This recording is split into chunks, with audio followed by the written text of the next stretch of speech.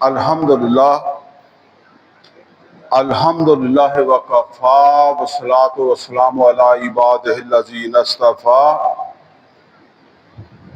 خصوصاً علی افضلہم وخاتم النبیین محمد الامین وعلی آلہ واصحابہ اجمعین۔ اعوذ باللہ من الشیطان الرجیم، بسم اللہ الرحمن الرحیم۔ قال اللہ عز وجل فی کتابہ الکریم هو الذی بعث فی الامیین رسولا منہم یتلو علیہم آیاتہ ویزکیہم ویعلمہم الکتاب والحکمہ وَإِن كَانُوا مِن قَبْلُ لَفِي ضَلَالٍ مُبِينٍ۔ صدق اللہ العلی العظیم۔ رب اشرح لی صدری ویسر لی امری واحلل عقدۃ من لسانی یفقہوا قولی۔ اللہم ارنا الحق حقا وارزقنا اتباعہ وارنا الباطل باطلا وارزقنا اجتنابہ، آمین یا رب العالمین۔ عزیز دوستو، محترم ڈاکٹر اسرار احمد رحمۃ اللہ علیہ کی کتاب نبی اکرم صلی اللہ علیہ وسلم کا مقصد بعثت، اس کا ہم مطالعہ کر رہے ہیں۔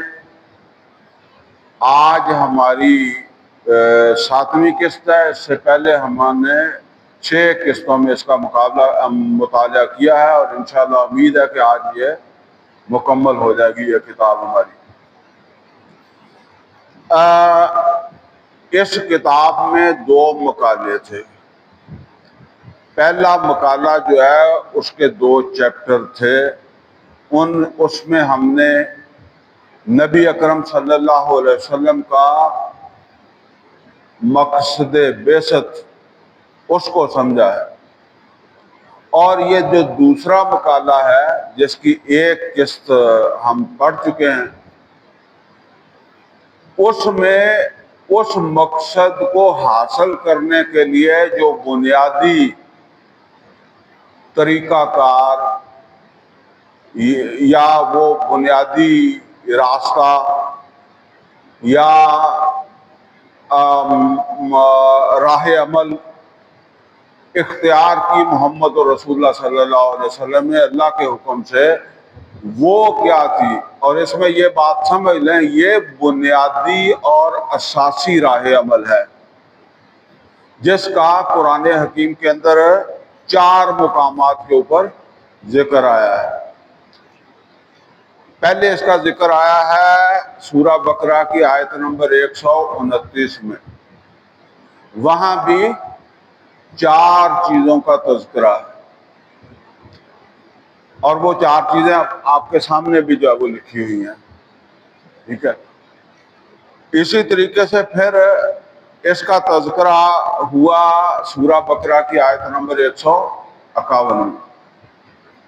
اس میں یہ 4 چیزیں ریپیٹ کر دی گئی۔ پھر سورہ آل عمران کی آیت نمبر 164 میں پھر یہ 4 چیزیں ریپیٹ کر دی گئی، اور پھر سورہ جمعہ کی آیت نمبر 2 جو میں نے ابھی پڑھی بھی ہے، اس کے اندر 4 چیزیں جو ہے وہ ان کو اللہ تعالیٰ نے پھر جو ہے وہ دہرا دیا۔ تو یہ 4 چیزیں کیا ہیں، میں شاید کو دوبارہ پڑھ کر آپ کو سامنے عرض کر دوں۔ هو الذی بعث فی الامیین رسولا منہم، وہ اللہ ہے جس نے امیوں میں سے ایک رسول جو ہے وہ اٹھایا، اور وہ جس رسول کو اٹھایا وہ انہوں نے کیا کیا؟ نمبر 1، یتلو علیہم آیات ہی۔ کس کی آیات؟ آیات ہی کی ضمیر کس طرف ہے؟ اللہ کی طرف، جس نے بھیجا ہے اسی کی طرف۔ یتلو علیہم آیات، وہ ان امیوں کے سامنے اس کی آیات پڑھتے ہیں۔ دوسرا، وَيُزَكِّيهِمْ، اور ان امیوں کا تزکیہ کرتے ہیں۔ 2 نمبر ہو گیا۔ تیسری چیز کیا ہے؟ وَيُعَلِّمُهُمُ الْكِتَابَ، علامہ یعلم تعلیما، انہیں کتاب کی تعلیم دیتا ہے. تیسری چیز اور چوتھی چیز والحکمہ، اور انہیں حکمت کی تعلیم دیتا ہے. تو یہ چار چیزیں نبی اکرم صلی اللہ علیہ وسلم کا اس مقصد بعثت کو حاصل کرنے کے لیے، اس مقصد تک پہنچنے کے لیے، ہدف تک پہنچنے کے لیے جب وہ جو راہ عمل تھی وہ یہ چار عمل تھے، یہ چار چیزیں تھیں. اور پچھلی کلاس کے اندر یہ بات ہم سمجھ چکے ہیں کہ یہ چاروں چیزیں جو ہیں یہ اصل میں قرآن ہی سے متعلق ہیں، لیکن وہاں ہم نے اسے اجمالی طور پر سمجھا ہے. اب ذرا ایک ایک کو انشاءاللہ آج کی کلاس میں اس کو ایک ایک کو سمجھنا ہے ہم نے. اور صفحہ 53 جو ہے نا اس تک ہم نے اس کی وہ جہاں نیچے لکھا ہوا ہے نا صفحہ 53 کے نیچے تلاوت آیات، یہاں تک ہم نے مطلب یہاں سے شروع کرنا تھا. اسے اوپر اوپر پڑھ لیا تھا، لیکن میں نے اس وقت بھی ذہن کے اندر یہ محسوس کیا تھا کہ یہ پچھلے پیرے میں بھی ایک بہت اہم چیز ہے، اس کو ہم ریپیٹ کر لیتے ہیں. یعنی ہم ذرا تھوڑا سا پیچھے سے شروع کر لیتے ہیں جہاں وہ نبی صلی اللہ علیہ وسلم کا وہ فرمان ہے انما بعثت معلما، یہاں سے شروع کر رہے ہیں. حضور صلی اللہ علیہ وسلم نے فرمایا، مطلب فرمایا پہلے کہ فرمایا حضور صلی اللہ علیہ وسلم نے کہ انما بعثت معلما، میں معلم یعنی تعلیم دینے والا، استاد پڑھانے والا، ٹھیک ہے، میں معلم بن کر آیا ہوں، معلم بنا کر بھیجا گیا ہوں. واضح رہنا چاہیے کہ حضور صلی اللہ علیہ وسلم کا اصل ایجابی اور مثبت عمل صرف اور صرف تلاوت آیات نمبر 1 و تزکیہ نمبر 2 و تعلیم کتاب نمبر 3 والحکمہ نمبر 4 یہی تھا. اچھا، یہاں اصل میں یہ مسئلہ صرف آپ کا نہیں ہے، یہ ریکارڈ بھی ہو رہی ہے نا. اور آج کل مجبوری یہ ہے کہ ہمارے جو نوجوان ہیں ان کو اردو بھی نہیں آتی، تو میں صرف آپ کو اپنے پیش نظر نہیں رکھتا، اوروں کو بھی رکھ لیتا ہوں کہ کوئی بھی سنے تو اس کو بات صحیح طریقے سے سمجھ آ جائے. تو یہاں یہ جو بات آئی ہے کہ ایجابی اور مثبت عمل صرف یہی چار کام تھے. تو اس کا کیا مطلب ہے؟ ایجابی کا کیا مطلب ہے؟ ایجابی کا مطلب ہے تعمیری. ہم کہتے ہیں نا کہ ایک ہوتا ہے تعمیری اور ایک ہوتا ہے تخریبی. تخریبی کیا ہوتا ہے؟ اکھاڑنا. تو تعمیر تو آپ سمجھ گئے نا، تعمیری کام. اور مثبت بھی آپ سمجھتے ہیں، منفی اور مثبت، وہی جو تقریبی ہوتا ہے اس کو منفی بھی کہہ دیتے ہیں.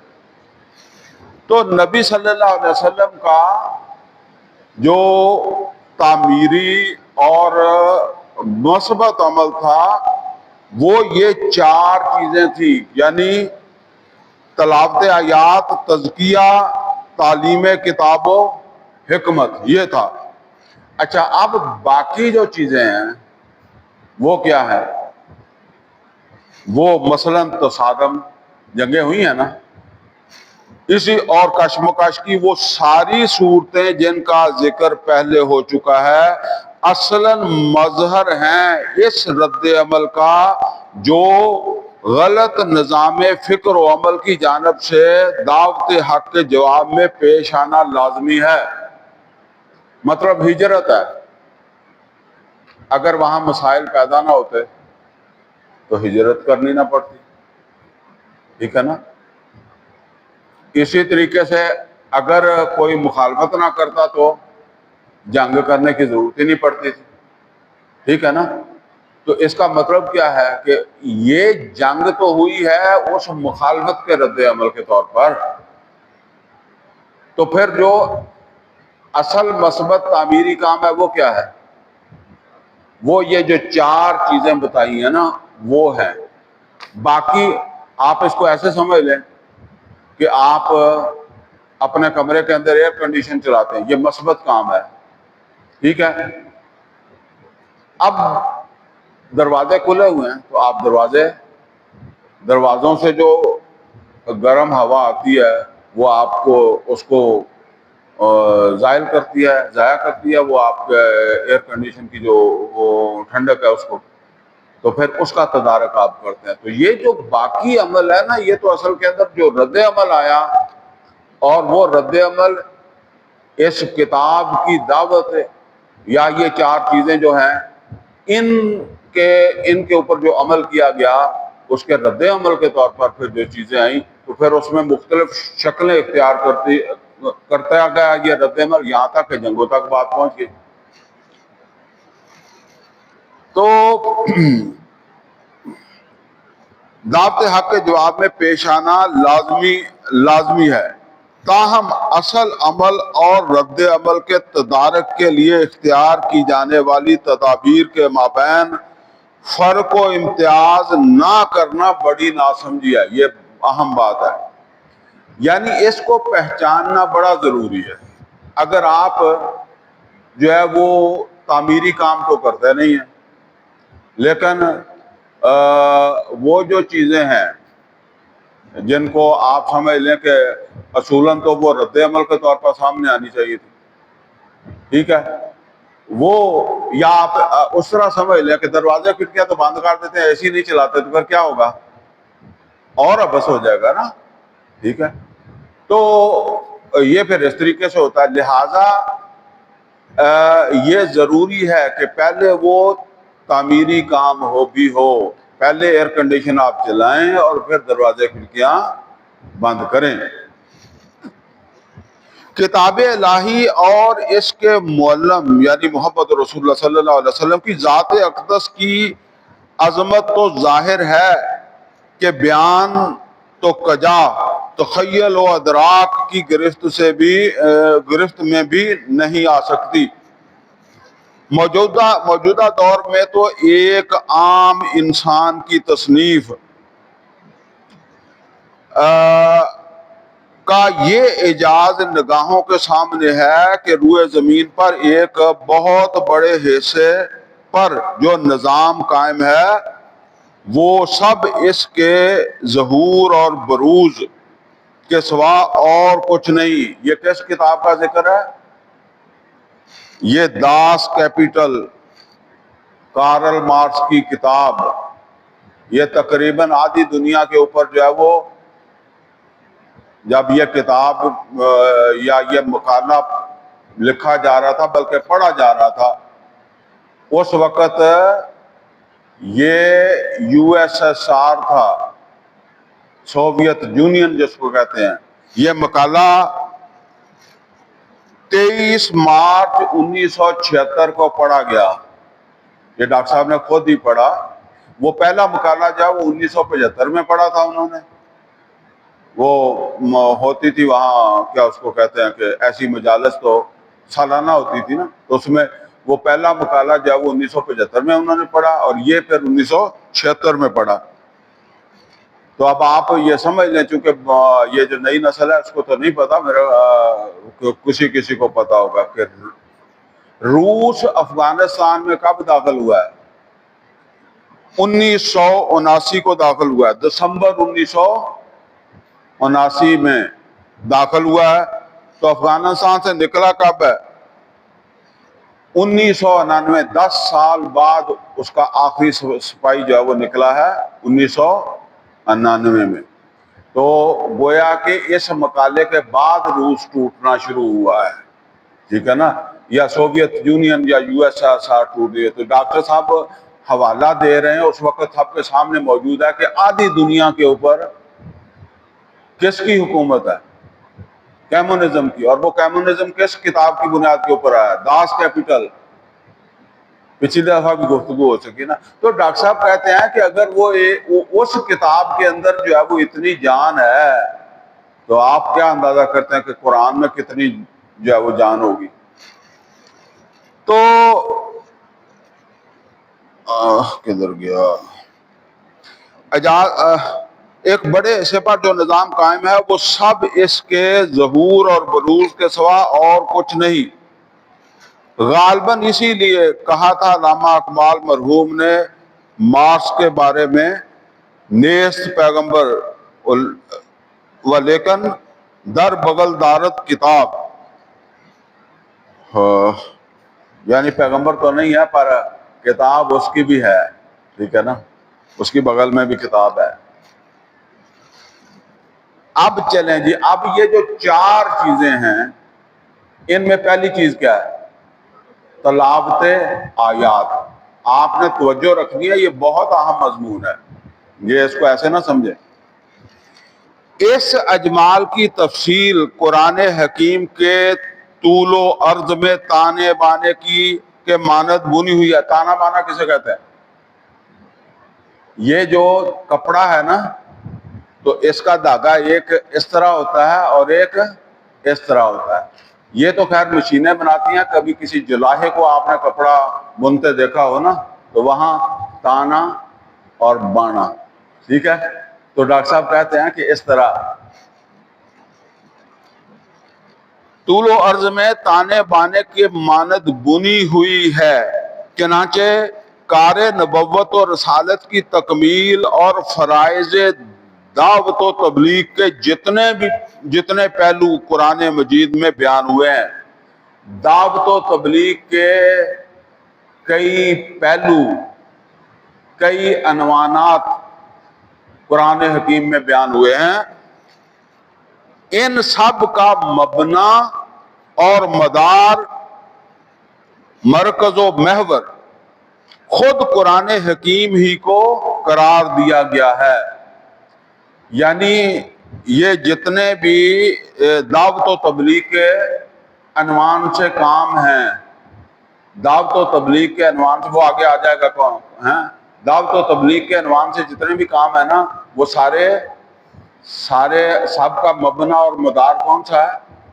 مدار کہتا ہے جس کے گرد چکر لگاتا ہے نا، زمین سورج کے گرد چکر لگاتی ہے. تو یعنی وہ سب کام قرآن کے ان کا مدار جو ہے وہ قرآن ہی ہے، قرآن پر مبنی ہے.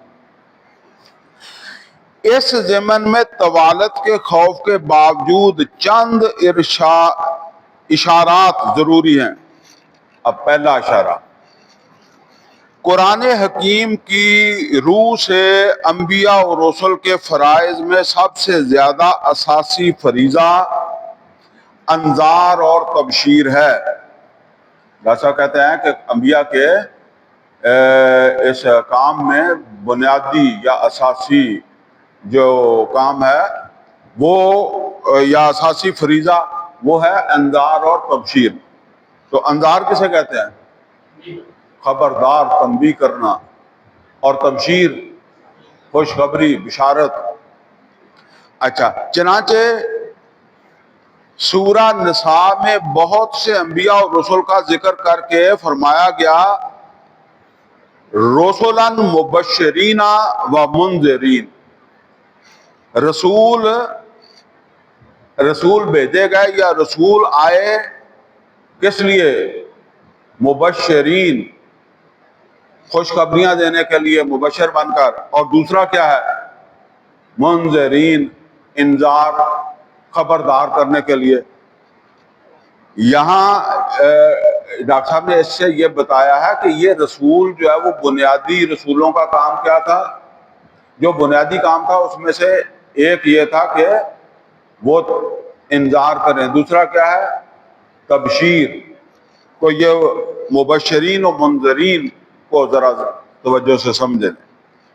لِأَلَّا يَكُونَ عَلَى اللَّهِ حُجَّةٌ بَعْدَ الرُّسُلِ، تاکہ لوگوں کے پاس اتنا انذار اور تبشیر ہو جائے کہ لوگوں کے پاس قیامت کے دن حجت نہ رہے اپنی گمراہی کی. ترجمہ تو میں نے کر دیا، اب اس کو آپ چھوڑ دیں، نیچے آ جائیں. یہ ایک یعنی سمجھ لیں کہ ایک دلیل انہوں نے دی ہے قرآن کریم سے. دوسری دلیل، وَمَا نُرْسِلُ الْمُرْسَلِينَ الا مبشرین و منذرین، ہم نے نہیں بھیجا رسولوں کو مگر کس لیے؟ مبشر بنا کر اور نذیر بنا کر، منذر بنا کر اور انذار کرنے والے بنا کر اور بشارت دینے والے بنا کر۔ تو یہاں بھی یہ پتہ چلا کہ رسولوں کا یہ دو کام رسولوں کے ذمہ تھے۔ اچھا جی، تیسری جگہ آ جائیں، وَمَا أَرْسَلْنَاكَ إِلَّا مُبَشِّرًا وَنَذِيرًا، مبشر اور نذیر۔ اب یہ نبی صلی اللہ علیہ وسلم کو، وہاں تو عام سب رسولوں کی بات ہے، یہاں محمد اور رسول اللہ صلی اللہ علیہ وسلم کی بات ہے کہ ہم نے آپ کو بھی مبشر اور نذیر بنا کر جو وہ بھیجا ہے۔ تو اب یہ تین آیتوں میں ہم نے رسولوں کے بارے میں سمجھا ہے کہ رسول مبشر اور نذیر بنا کر بھیجے گئے، خوشخبریاں دیں، خبردار کریں، تنبیہ کریں۔ اب ہم نے یہ سمجھنا ہے کہ رسولوں کا ذریعہ کیا تھا، انذار کا اور تبشیر کا۔ سمجھ آئی بات؟ اب جو حوالے پڑھ رہے ہیں نا، اس میں یہ ہے کہ رسولوں نے کون سا ذریعہ اختیار کیا جس کے ذریعے سے پھر ان کو انذار کیا اور تبشیر یا خوشخبریاں دی۔ سورہ بنی اسرائیل میں فرمایا ان ھذا القرآن یہدی للتی ہی اقوم، بے شک یہ قرآن ہے جو بالکل سیدھی سمت رہنمائی کرتا ہے۔ اب آگے دیکھیں، وَيُبَشِّرُ الْمُؤْمِنِينَ، اور خوشخبری دیتا ہے ایمان والوں کو۔ اچھا، یہ خوشخبری کون دیتا ہے؟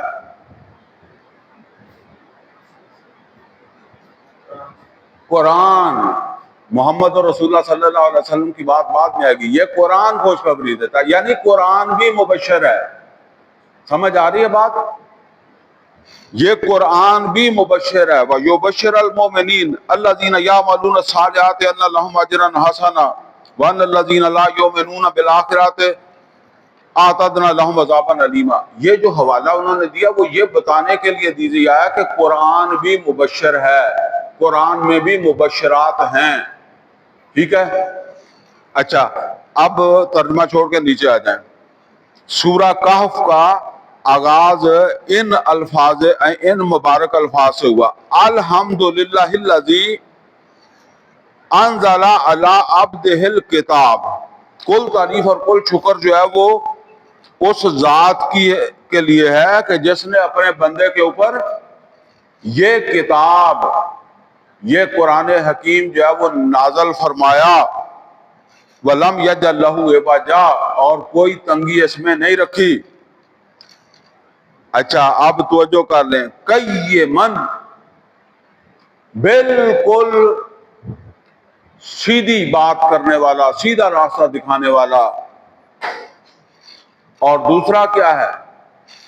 لِيُنذِرَ،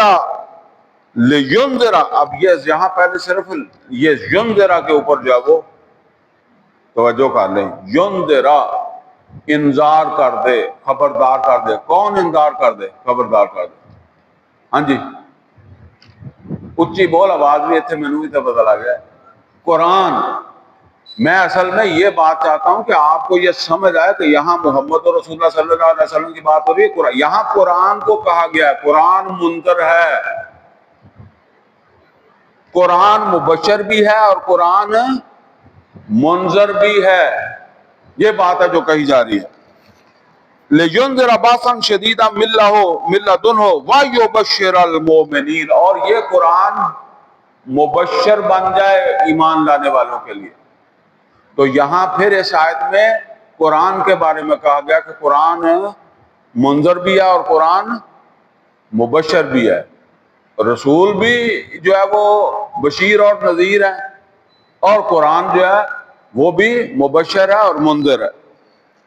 الذین یعملون الصالحات ان لهم اجرا حسنا۔ اچھا جی، یہ آگے چلے جائیں تیسری جگہ، ترجمہ چھوڑ کے نا، سورہ مریم کے اختتام پر فرمایا فَإِنَّمَا يَسَّرْنَاهُ بِلِسَانِكَ، بے شک اس کو ہم نے آسان کر دیا آپ کی زبان پر. کس کو آسان کر دیا؟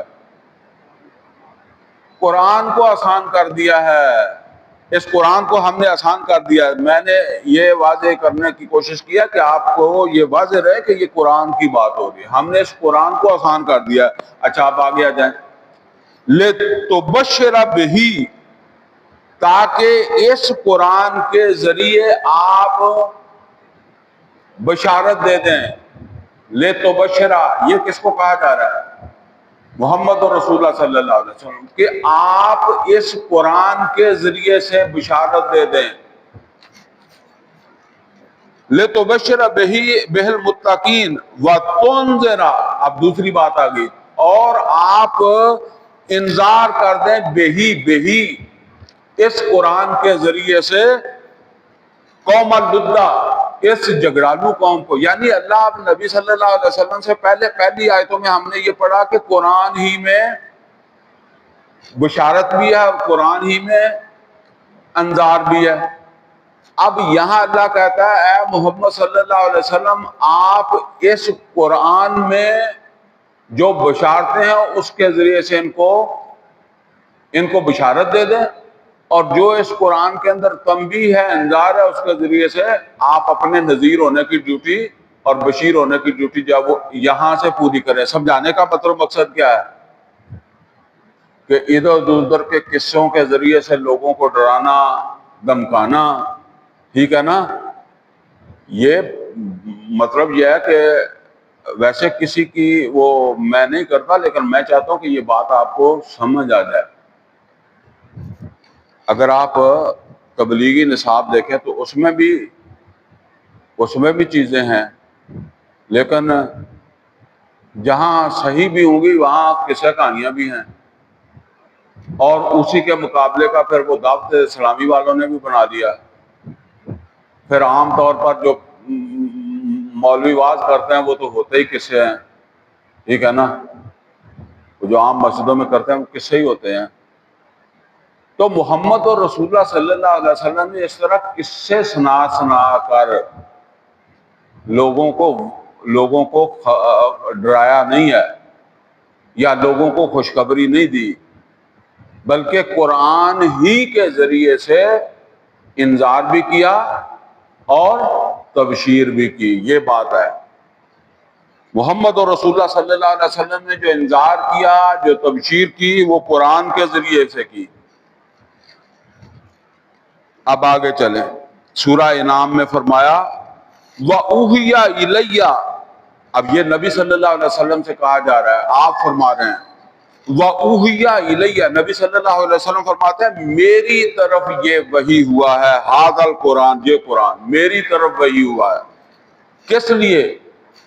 لِأُنذِرَكُمْ، تاکہ میں تم کو انذار کر دوں، تمہیں خبردار کر دوں، تمہیں متنبع کر دوں، تمہیں تنبیہ کر دوں. بہی کا مطلب کیا ہے؟ انس. بہی کا کیا مطلب؟ بہی اس قرآن کے ذریعے سے،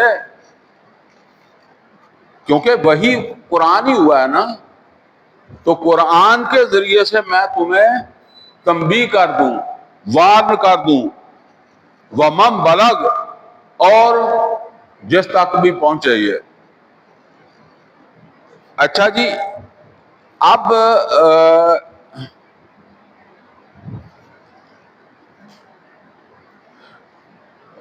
آگے چلیں. 2 نمبر فرائض نبوت کے ضمن میں، یعنی ایک بات ہم نے سمجھ لی ہے کہ قرآن حکیم جو ہے یہ مبشر بھی ہے اور نذیر بھی ہے، اور محمد اور رسول اللہ صلی اللہ علیہ وسلم مبشر بھی ہیں اور نذیر بھی ہیں. تو محمد اور رسول اللہ صلی اللہ علیہ وسلم نے وہ جو قرآن کی بشارتیں ہیں یہی سنائی، اور اللہ نے بھی کہا کہ یہ سنا دے، اور آپ نے کہا کہ مجھے یہ دیا ہی اس لیے گیا ہے کہ میں یہ آگے سنا دوں اور اسی کے ذریعے سے تنبیہ کر دوں. اب دوسری چیز آ رہی ہے. فرائض نبوت کے ضمن میں قرآن حکیم کی دوسری اہم اصطلاح تذکیر ہے. تذکیر کا کیا مطلب ہے؟ نصیحت، یاد دہانی، نصیحت. تذکرہ اس معنی میں آتا ہے نا. اور قرآن کریم میں آتا ہے نا ان ھذہ تذکرہ، اس طرح کے الفاظ آتے ہیں میرے خیال میں۔ اس ضمن میں اس سے قطع نظر کہ قرآن خود اپنے آپ کو جا بجا ذکرہ تذکرہ قرار دیتا ہے۔ قرآن حکیم میں کئی جگہ خود قرآن کو ذکر تذکرہ کہا گیا ہے۔ سورہ کہف کے آخر میں یہ صریح حکم بھی نبی صلی اللہ علیہ وسلم کو دیا گیا، فذکر کیا مطلب ہے کہ آپ تذکیر کر دیں، آپ نصیحت کر دیں۔ لیکن کیسے نصیحت کریں؟ یہ نوٹ کریں ذرا ایک بات، میں اپنی عقل سے بھی نصیحت کر سکتا ہوں کہ نہیں کر سکتا؟ میری بھی تھوڑی بہت عقل ہے تو میں اس سے کر سکتا ہوں نا، لیکن اللہ کیا کہہ رہا ہے کہ فذکر بالقرآن، ان کو یہ تذکیر کریں کس کے ذریعے سے؟ قرآن کے ذریعے سے۔ من یخاف وعید، جو بھی ڈرے اس وارننگ سے اس کو آپ نصیحت کر دیں۔ تو اس کا مطلب یہ ہے کہ یہ تذکیر بھی کس کے ذریعے سے ہے؟ جیسے انذار اور تبشیر قرآن کے ذریعے سے ہے، تذکیر کس کے ذریعے سے ہے؟ وہ بھی قرآن کے ذریعے سے ہے۔ اب نمبر 3 پہ آ جائیں۔ اسی طرح فرائض رسالت کے ذیل میں قرآن حکیم کی ایک اہم اصطلاح تبلیغ ہے۔ تبلیغ بھی ایک اصطلاح ہے نا۔ چنانچہ اس کے ضمن میں بھی اللہ تعالیٰ نے تو اپنے نبی صلی اللہ علیہ وسلم سے مخاطب ہو کر کیا فرمایا؟ بلغ ما انزل الیک من ربک۔ بلغ کا کیا مطلب ہے؟ بلغ یبلغ تبلیغاً، حکم دے رہا اللہ تبلیغ کریں، لیکن تبلیغ کس کے ذریعے سے کریں؟ اس قرآن کے ذریعے سے۔ آپ کو سمجھ آ رہی ہے کس چیز کے اوپر پڑھ ہم کیا رہے ہیں؟ بھول تو نہیں رہے؟ تلاوت آیات، اس ذیل میں یہ چیزیں سمجھ رہے ہیں، ٹھیک ہے نا؟ بلغ ما انزل الیک من ربک، اے نبی صلی اللہ علیہ وسلم آپ تبلیغ کر دیں، جو آپ کی طرف یہ قرآن نازل ہو رہا ہے اس کی تبلیغ کر دیں، اللہ حکم دے رہا ہے۔ سورہ مائدہ کی آیت نمبر 67 میں ہے۔ اچھا پھر دیکھیں نبی صلی اللہ علیہ وسلم نے بھی امت کو جو حکم دیا وہ کیا ہے؟ بلغ انی ولو آیا تن، میری طرف سے تبلیغ کرنے لگ جاؤ، پہنچا دو، ولو آیتن، اگرچہ وہ ایک ہی آیت ہو۔ گویا تبلیغ کا اصل موضوع قرآن مجید اور اس کی آیات بینات کے سوا اور کچھ نہیں۔ یعنی ویسے سارے نبیوں نے جو تبلیغ کی ہے وہ اللہ کے کلام ہی کی ہے، ٹھیک ہے؟ وہ اپنی طرف سے کوئی قصے وصے گھڑ کے جو کوئی اپنا بنا کر نہیں کی، قرآن ہی کی تبلیغ کی ہے نبی صلی اللہ علیہ وسلم۔ چلیں جی اب اگلے طرف آ جائیں۔ نمبر 4، غالباً اس سلسلے کی سب سے، اب ہم نے سمجھ لیا کہ انذار، تبشیر اور تذکیر اور تبلیغ کس کے ذریعے سے ہے؟ قرآن کے ذریعے سے۔ غالباً اس سلسلے کی سب سے جامع اصطلاح دعوت ہے۔ دیکھیں تبلیغ اور دعوت، اب وہاں تبلیغ کا ذکر تھا، اب دعوت کی بات ہو رہی۔ دعوت ہے جس کے ضمن میں سورہ نحل میں یہ جامع و معنی، جامع و معنی کا کیا مطلب ہے؟ جامع یعنی ایسی چیز ہے کہ جو اتنی مکمل ہو کہ آپ کو اور اس میں کوئی شے ایڈ کرنے کی جو ہے وہ ضرورت نہ پڑے، اور معنی کہ آپ اس میں سے کچھ نکال بھی نہ سکیں، اسے کم بھی نہ کر سکیں، ٹھیک ہے نا؟ ایک یہ ہے کہ اس میں کچھ اور ڈالنے کی ضرورت نہیں ہے، دوسرا اس سے کچھ نکال بھی نہیں سکتے، جو کچھ ہے وہ ضروری ہے۔ تو اب یہاں وہ آیت پڑھیں جس کو وہ جامع معنی کہہ رہے ہیں، ادعو کا کیا مطلب ہے انس بھائی؟ دعوت دو۔ دعوت کی موضوع پر ہم پڑھ رہے ہیں نا، وہ اوپر شروع ہے نا، تو دعوت دو. ادعو اس کا ترجمہ یہ بھی ہو سکتا ہے بلاؤ، ٹھیک ہے نا، لیکن چونکہ پھر آپ پر اتنی بات واضح نہیں ہوگی جتنی یہ جب میں اس کا یہ ترجمہ کروں گا نا، دعوت دو، پھر واضح ہوگی. ادعو دعوت دو، کدھر دعوت دو؟ الی سبیل رب کا، اے محمد صلی اللہ علیہ وسلم اپنے رب کے راستے کی طرف. کیسے دعوت دو؟ پہلا بالحکمہ، حکمت کے ساتھ. دوسرا وموعظۃ الحسنہ، اور موعظہ حسنہ. موعظہ حسنہ کا کیا مطلب ہے؟ اچھا واعظ. موعظہ واعظ ہمارے اردو میں بھی کہہ دیتے ہیں واعظ، ٹھیک ہے نا. اچھا اب یہ سمجھ لیں جی کہ حکمت کہاں ہے. ویسے ہم نے پچھلی کلاس میں یہ چیزیں پڑھی ہیں، اب آپ کو یاد ہے کہ نہیں یاد؟ سورہ بنی اسرائیل کی آیت نمبر 39 میں اللہ تعالیٰ نے فرمایا ذالک مما اوحی الیک ربک من الحکمہ. اے محمد صلی اللہ علیہ وسلم یہ وہ وحی ہے، یہ وہ چیز آپ کی طرف وحی ہو رہی ہے جو اللہ کی طرف سے وہ جو حکمت ہے، یعنی آج قسم حکمت یہ وہی آپ کے اوپر کی جا رہی ہے. تو پھر حکمت کہاں ہوئی؟ قرآن میں، ٹھیک ہے. اچھا تو اس کا مطلب ہے کہ حکمت بھی جب یہ آیا ادعو اپنے رب کی طرف بلاؤ بالحکمت ہے، تو یہ بھی قرآن کی بات ہو رہی ہے. اچھا موعظہ، سورہ یونس کی آیت نمبر 57، یہ ہم نے پچھلی کلاس میں نے سمجھائی تھی آپ کو، لیکن پھر آپ سمجھ لیں. فرمایا یا ایھا الناس قد جاءتکم موعظہ، قد جاءتکم موعظہ. موعظہ پھر کسے کہتے کیا ہوا؟ واعظ. اے بے لوگوں تمہارے پاس آ گیا ہے واعظ، ٹھیک ہے، من ربکم تمہارے رب کی طرف سے، وشفاء لما فی الصدور، اور جو دلوں کے روگ سے مراد نہیں ہے کہ ہارٹ اٹیک سے بچائے گا. یہ اصل کے اندر جو تمہارے اندر حسد ہے، دنیا کی محبت ہے، ٹھیک ہے، اور جو ہے وہ اس طرح کی جو بھی چیزیں سمجھ لیں، حب دنیا، حب مال،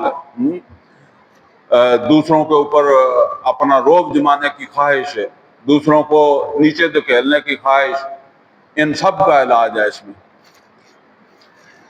تو ادعو الی سبیل ربک بالحکمۃ والموعظۃ الحسنہ وجادلہم باللتی ہی احسن. اب آپ نیچے اس کو جو وہ پڑھ لیں. اب غور فرمائیے کہ جیسے پہلے بیان کیا جا چکا ہے کہ حکمت بھی قرآن حکیم ہی کا ایک جز لا ینفک جسے علیحدہ نہیں کیا جا سکتا. قرآن حکیم حکمت بھی قرآن کا ایک جز لا ینفک ہے، اور موعظہ حسنہ کا مصداق کامل بھی کیا ہے؟ خود قرآن مجید ہی ہے.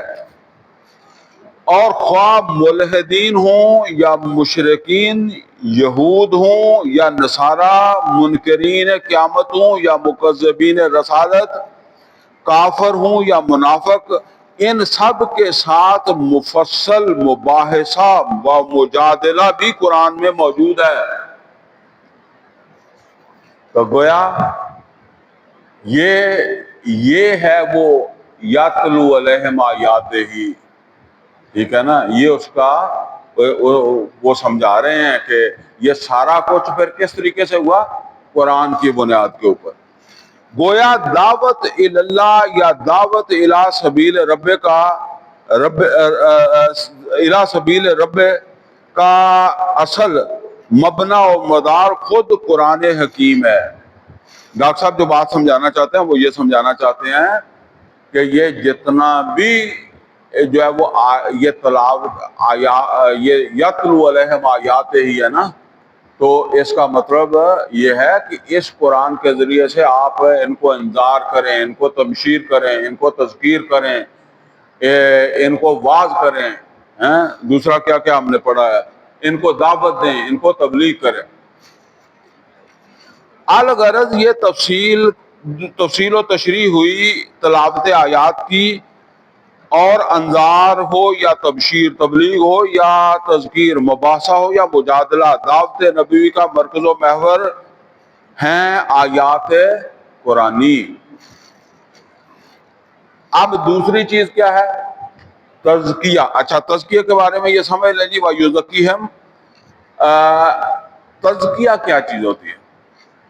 دیکھیں، کسان لوگ اس کو سمجھ جائیں گے تھوڑا بہت، جو کھیتی باڑی کو جانتے ہیں۔ اب آپ نے ایک فصل کاشت کی ہے، اس فصل میں کچھ دیر کے بعد کچھ پودے تو وہ ہیں جو آپ نے کاشت کیے، مثلا آپ نے کپاس کاشت کی ہے، لیکن اس میں کئی پودے کون سے ہو جاتے ہیں جو آپ نے کاشت نہیں کیے،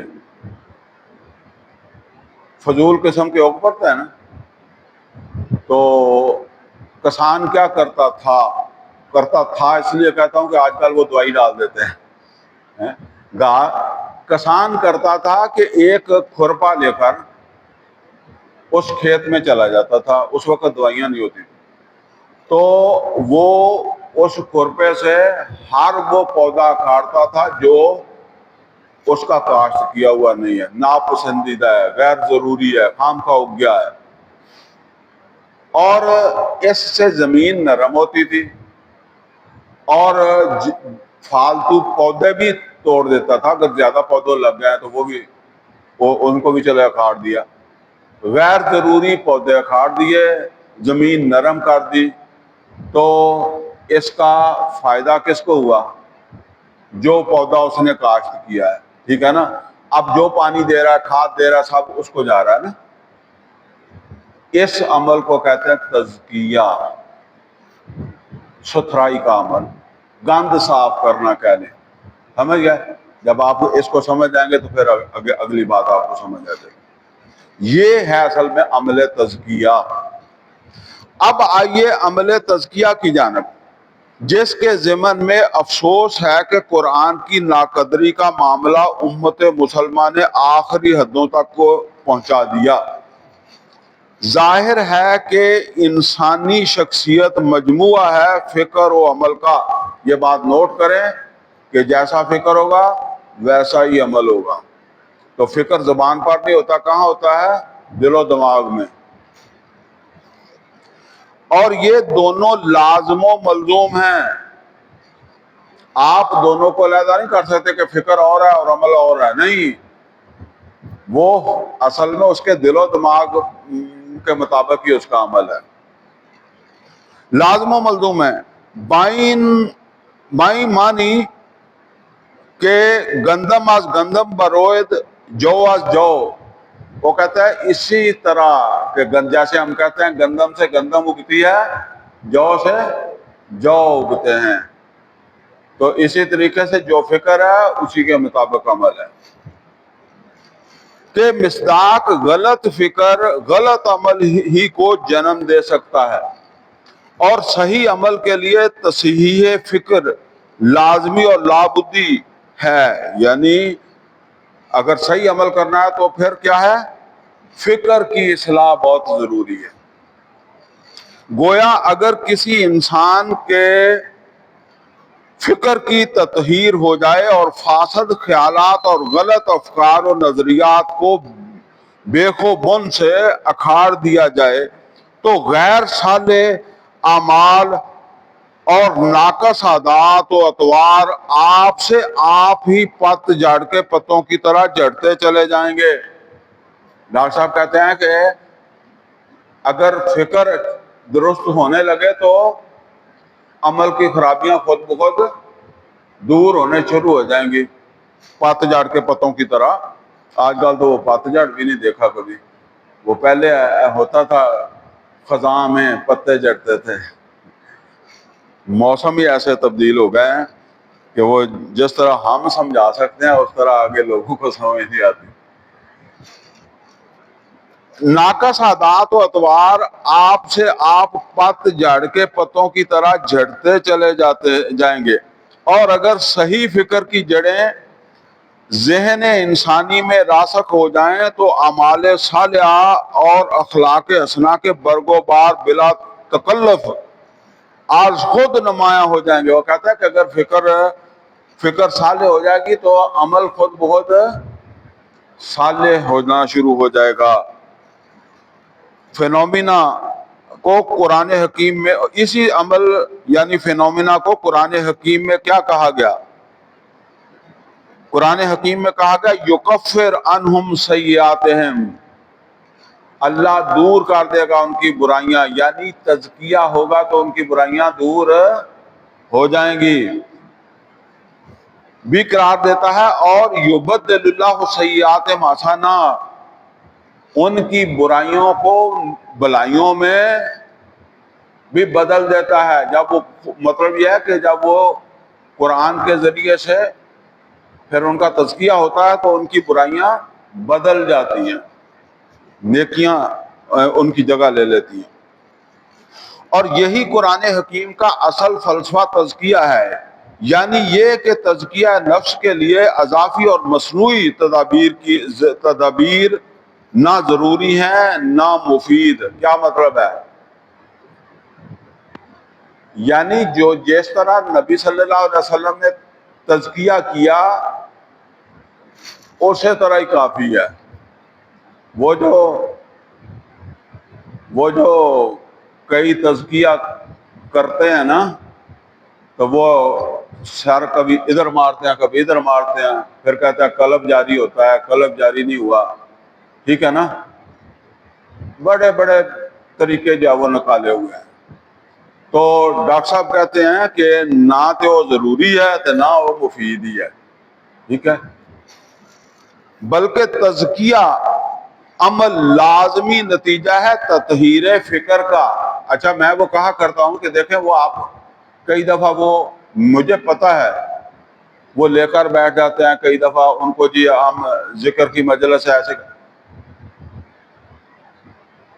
نبی صلی اللہ علیہ وسلم کے پاس بہترین جگہ غار حرا نہیں تھی، آپ وہاں جاتے تھے تو آپ یہاں سے بندے لے کر غار حرا چلے جایا کرتے، وہاں تزکیہ کرتے ان کا، اس طرح کا ماحول پیدا کر کے تو وہاں کرتے تزکیہ ان کا، کوئی ہے ہی نہیں یہ بات۔ تو جب کہ قرآن کہتا ہے کہ تزکیہ کیا ہے، اچھا بالفرض اگر نہ کیا ہوتا تو لوگ ہی کہتے تھے کہ ہمارا تو ہوا نہیں، 15 سال ساتھ رہے ہیں۔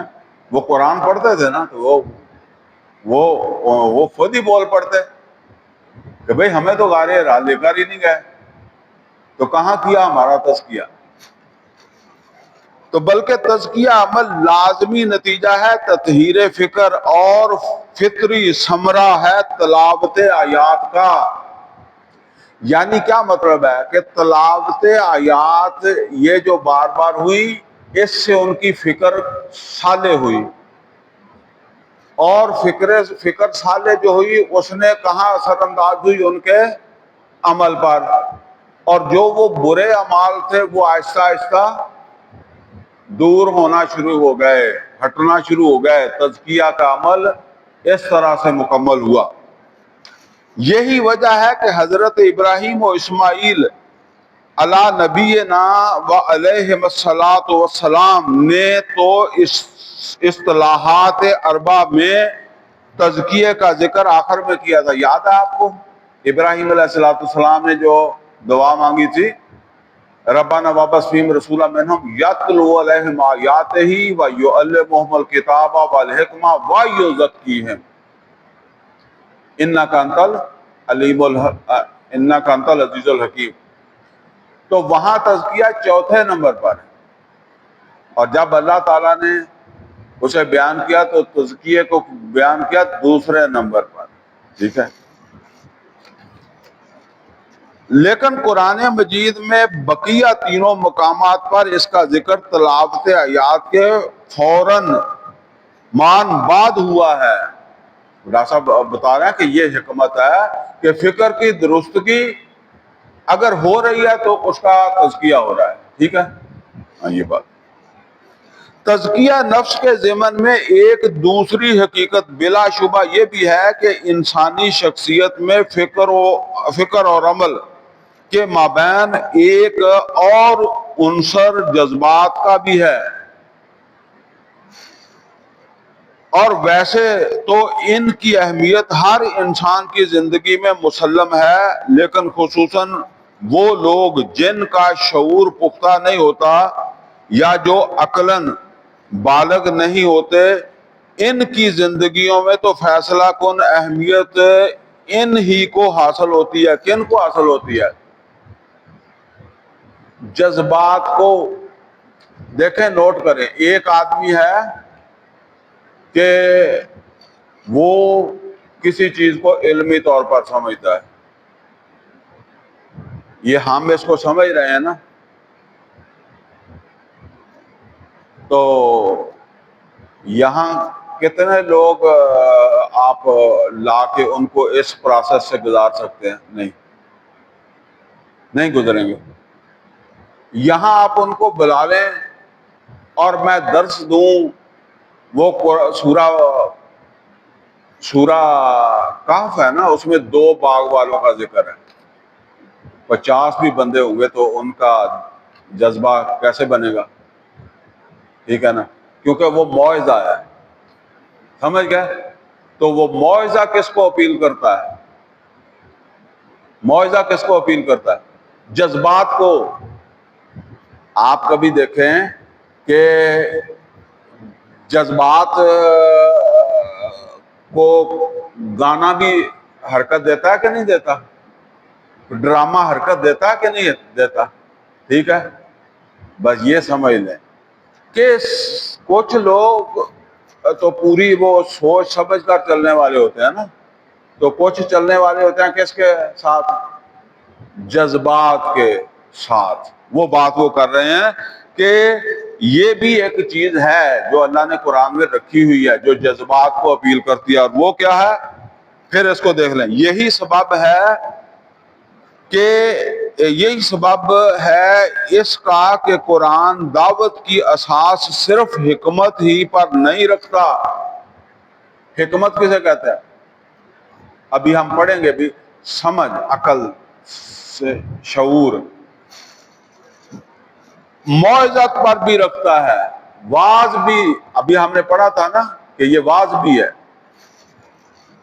یعنی جذبات کو اپیل بھی کرتا ہے، اور اس کی کوئی ایسی وجہ نہیں ہے، کیونکہ بعض لوگ ہوتے ہی جذبات سے چلنے والے ہیں، لیکن یہ بات سمجھ لیں کہ جو عقل سمجھ سے چل رہا ہے نا، وہ اتنا ہی مضبوط ہوگا۔ جو جذبات سے چل رہا ہے، وہ جیسے جیسے جذبات ٹھنڈ ہوں گے ویسے ویسے ادھر ادھر بھی ہو سکتا ہے، پھر اس کے ہر وقت ہی جذبات ایسے بنانا بھی مشکل ہوتے ہیں۔ موعظت پر بھی رکھتا ہے، اور اپنے آپ کو موعظہ حسنہ بھی قرار دیتا ہے۔ یہ نوٹ کر لیں، جذبات جو ہیں ان کو تحریک دینے والی چیز کون سی ہے؟ موعظہ، حکمت نہیں۔ حکمت تو بڑا وہ جسے کہتے ہیں کہ بڑا وہ پسینے چھڑانے والی بات ہے نا، علمی فکری بات، ٹھیک ہے نا، جس پہ عقل کو خرچ کرنا پڑے گا، دماغ کو لڑانا پڑے گا آپ کو۔ شفاء لما فی الصدور بھی اس پس منظر میں دیکھیے کہ کس قدر افسوسناک ہے وہ صورتحال جس کا نقشہ علامہ اقبال نے ان اشعار میں کھینچا ہے۔ یہ فارسی کے شعر ہے، لیکن چلے میں پڑھ دیتا ہوں۔ صوفی پشمینہ پوش حال مست، کیا مطلب ہے اس کا؟ صوفی ہرا چوگا پہن کر اپنے حال میں مست ہو جاتا ہے۔ صوفی پشمینہ پوش حال مست، از شراب نغمہ قوال مست۔ اس کو مست کون سی چیز کرتی ہے؟ قوالی کی، قوال کی قوالی، وہ قوالی سے مست ہوتا ہے۔ اصل میں وہ کہنا یہ چاہتا ہے کہ قرآن سے مست نہیں ہوتا، وہ قوال سے مست ہوتا ہے۔ جیسے میں نے کہا کہ گانے بھی جذبات کو اپیل کرتے ہیں، قوالیاں بھی جذبات کو ہی اپیل کرتی ہیں نا۔ آتش از شعر عراقی در دلش، یعنی عراقی ایک شاعر ہے، وہ کہتا عراقی کا شعر پڑھ کر تو آگ لگ جاتی ہے، در نمی سازت با قرآن محفلش، لیکن اس کی مجلس میں، اس صوفی کی مجلس میں قرآن کی بات ہی نہیں ہوتی۔ اس کا مطلب قرآن غیر ضروری ہے، ٹھیک ہے۔ یہ حالات ہو گیا کہتا ہے مسلمانوں کے۔ حالانکہ اگر جذبات کی جلا اور سوز و گداز و کیف اور سرور کی کیفیات مطلوب ہوں تو ان کا بھی سب سے بڑا منبع سرچشمہ خود قرآن مجید ہی ہے۔ اور ڈاکٹر صاحب کہتے ہیں کہ وہ جذبات وغیرہ جو ہیں وہ قوالوں کی بجائے جو ہے وہ قرآن کے اندر یہ سب کچھ موجود ہے۔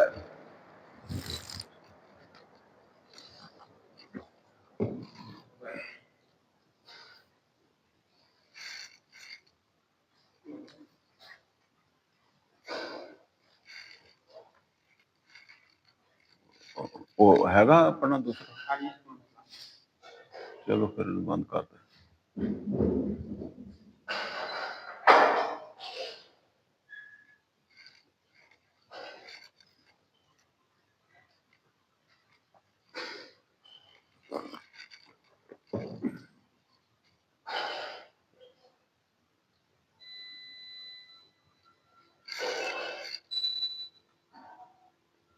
خبر بجلی آ گئی ہے،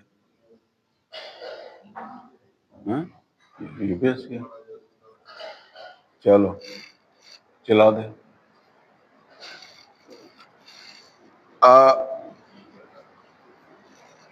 حالانکہ اگر جذبات کی جلا اور سوز و گداز اور کیف و سرور کی کیفیات مطلوب ہوں تو ان کا بھی سب سے بڑا منبع و سرچشمہ خود قرآن مجید ہے۔ مولانا شبیر احمد عثمانی رحمۃ اللہ علیہ نے اپنے حواشی اور ترجمہ قرآن میں اپنے والد مرحوم کہ یہ حد درجہ سادہ مگر پر تاثیر اشعار نقل کیے ہیں۔ اگلے صفحے پہ یہ شعر ہیں: سنتے سنتے نغمہ ہائے محفل بدعت کو، یعنی وہ کہتے ہیں کہ بس یہ اس طرح کے جو قوالیاں سن سن کے یا اس طرح کے بدعت سن سن کے کان بہرے ہو گئے، دل بے مزہ ہونے کو ہے۔ کان بہرے ہو گئے، دل بے مزہ ہو گیا، سانو تے ایداں دے ہی نصیحتاں کرنے والے لبے۔ آؤ سنوائیں تمہیں وہ نغمہ مشروع بھی۔ مشروع کا کیا مطلب ہے؟ شرع سے ہے نا، یعنی جو جائز حلال صحیح شریعت والا نغمہ ہے۔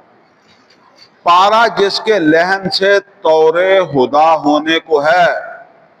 پارا کا کیا مطلب ہے؟ کہتا نہیں پارا پارا ٹکڑا ٹکڑا، جس کے لحن سے طور کسے کہتے ہیں؟ وہ تو طور ہے۔ طور طریقہ کہتے ہیں نہیں، طور طریقہ کی تیرا طور طریقہ ہے، وہ طور ہے، طریقے والا طریقہ ہی ہے، بس وہ شعر میں طور فٹ ہوتا تھا تو اس نے طور فٹ کر دیا۔ پارا جس کے لحن سے طور ہدا ہونے کو ہے، یعنی اگر قرآن آ جائے تو جتنے بھی طریقے ہیں ہدایت کے وہ مٹ جائیں گے، ان کی کوئی حیثیت نہیں اگر قرآن آ جائے تو۔ حیف گر تاثیر اس کی تیرے دل پر کچھ نہ ہو، کہتا بڑا افسوس ہے اگر تیرے اوپر قرآن کا بھی کوئی اثر نہیں ہوا تو۔ کو جس سے خاشیاں متصدیان ہونے کو ہے، یعنی وہ کہتا ہے قرآن تو وہ چیز ہے جیسے پہاڑ بھی جو ہے وہ ریزہ ریزہ ہو جانے کا۔ سورہ حشر میں ہے نا، لو انزلنا ھذا القرآن علی جبل لرأیتہ خاشعا متصدعا من خشیۃ اللہ۔ اس ضمن میں ذرا غور فرمائیے اور داد دیجئے اس پر کہ نفس امارہ کی طوفان خیزیوں اور ابلیس لعین کی وسوسہ اندازیوں سے بچنے کے لیے کس قدر صحیح مشورہ دیا علامہ اقبال مرحوم نے۔ کشت نے ابلیس کار مشکل است، وہ کہتا ہے کہ ابلیس کو قتل کرنا تو بڑا مشکل کام ہے۔ زاں کے او گم اندر اما کے دل است، کیونکہ یہ دل کے اندر گھس جاتا ہے، جیسے وہ خون میں گردش کر جاتا ہے نا۔ ایک حدیث میں نبی صلی اللہ علیہ وسلم نے فرمایا کہ یہ خون میں گردش کر جاتا ہے، تو کہتا ہے شیطان کو، اقبال کہتا ہے کہ شیطان کو مارنا بڑا مشکل ہے کیونکہ وہ تو اندر گھس جاتا ہے۔ خوش طرح باشد مسلمانش کنی، وہ کہتا ہے چنگی گل یہ ہے کہ اس شیطان کو مسلمان کر لو، یعنی اس کو مارنے کی بجائے کیا کرو، مسلمان کر لو۔ کیسے مسلمان کر لو؟ کشتہ شمشیر قرآنش کنی، اس کو قرآن کی تلوار سے جو ہے نا وہ گھائل کرو۔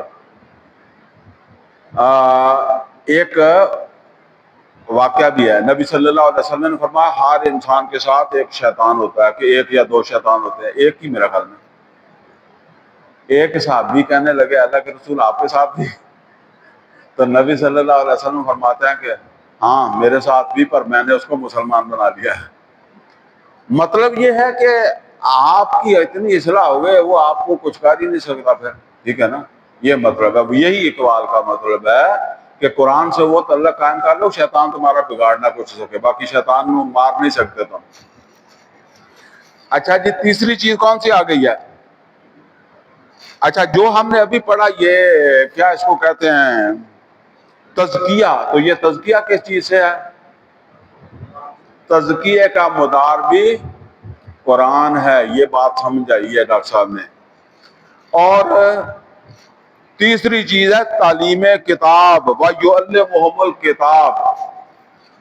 حضور صلی اللہ علیہ وسلم کے طریقے انقلاب میں تلاوت آیات اور تزکیہ نفوس کے بعد نمبر آتا ہے تعلیم کتاب کا، جو اصلاً عبارت ہے شریعت اسلامی کے اوامر اور نواہی کی تعلیم اور احکام الہیہ کی تنفیذ سے۔ یہ بھی آپ کو سمجھ آ جائے گی، اس لیے کہ قرآن حکیم میں لفظ کتاب کا اطلاق بالعموم شریعت کے قواعد و ضوابط پر ہوا ہے۔ عام طور پر تو کتاب ہے، یہ کتاب ہے، یہ قرآن حکیم کیا کتاب ہے، لیکن یہاں جو تعلیم کتاب ہے اس کا مطلب سمجھے، وہ سمجھا رہے ہیں کہ جس طرح جیسے ان الصلاۃ کانت علی المؤمنین کتابا موقوتا، یہاں لفظ کتاب پر نوٹ کریں، کتابا موقوتا، اس کا کیا مطلب ہے؟ کتابا مقرر کر دیا گیا، ٹھیک ہے نا؟ کتاب کے معنی کیا ہے؟ مقرر کر دیا گیا۔ اچھا آگے، وَلَا تَعْزِمُوا عُقْدَةَ النِّکَاحِ حَتَّى يَبْلُغَ الْكِتَابُ أَجَلَهُ، اصل میں توجہ کس پر ہے؟ کتاب پر، ٹھیک ہے نا؟ کیونکہ وہ ہم نے یعلمہم الکتاب سمجھنا ہے نا، تو وہ اس کی دلیل دے رہے ہیں کہ حتیٰ یبلغ الکتاب، یہاں کتاب سے مراد کیا ہے؟ وہ مقرر وقت جو عدت والا ہے، مقرر یا متعین کہہ لیں۔ اچھا آگے چلیں، اگلے صفحے پر آ جائیں۔ کوتیبہ کا لفظ بکثرت استعمال ہوا، کوتیبہ علیکم الصیام، تو یہاں یہ کوتیبہ کتاب سے ہی کوتیبہ ہے نا، تو اسی طریقے سے کوتیبہ علیکم القتال، تم پر جنگ مقرر کر دی گئی یا فرض کر دی گئی۔ کوتیبہ علیکم اذا حضر احدکم الموت، لکھ دیا گیا، مقرر کر دیا گیا، فرض کر دیا گیا تمہارے اوپر، اگر تم میں سے کسی کی موت کا وقت آئے تو ان تارک خیرہ الوصیہ، کہ اگر مال بھی چھوڑے تو وصیت کرے۔ پھر آگے، ربنا لما کتبت کتاب علینا القتال، اے اللہ تو نے ہمارے لیے قتال مقرر کیوں کر دیا، قتال فرض کیوں کر دیا؟ ولو انا کتبنا علیہم ان اقتلوا انفسکم، اگر ہم کتبنا، یہاں توجہ کے لیے کون سی چیز ہے؟ کتبنا، کیونکہ ہم وہ تعلیم کتاب کے بارے میں پڑھ رہے ہیں نا، تو ڈاکٹر صاحب سمجھا رہے ہیں مثالیں دے دے کر کہ یہاں کتاب سے کیا مراد ہے۔ اچھا جی، اب کوئی بات آپ کو سمجھ آ گئی ہے کہ نہیں آئی؟ تو پھر کتاب کا کیا مطلب ہے؟ مقررہ، جس کو ہم کہتے ہیں احکامات، اوامر و نواہی، اللہ نے کہا یہ کرو یہ کرو. یہ تیسرے نمبر پر یہ چیز ہے. یعنی وہ جو یعلمہم الکتاب کا مطلب ہے کہ وہ احکامات جن کا تعلق، جن کو اوامر یا نواہی آپ کہہ لیں، ٹھیک ہے نا، یہ کرو یا یہ نہ کرو، اس سے ہے ان کی تعلیم. ٹھیک ہے، اس کو کہا گیا ہے کہ وَيُعَلِّمُهُمُ الْكِتَابَ. واضح رہنا چاہیے کہ تلاوت آیات اور تزکیہ کے مراحل طے ہو جانے کے بعد ہی، یہ بڑی اہم جگہ چیز آ رہی ہے، اس کو ذرا توجہ سے سمجھ لیں. واضح رہنا چاہیے کہ تلاوت آیات اور تزکیہ کے مراحل طے ہو جانے کے بعد ہی انسانی شخصیت کی زمین پورے طور پر تیار ہوتی ہے کہ اس میں شریعت کے اوامر و نواہی اور احکام الہی کے بیج بوئے جائیں اور وہ بر و تقوی کی ایک لہلہاتی ہوئی کھیتی کی صورت اختیار کر لے. بصورت دیگر فصل کا حصول درکنار بیج بھی ضائع ہو جاتا ہے.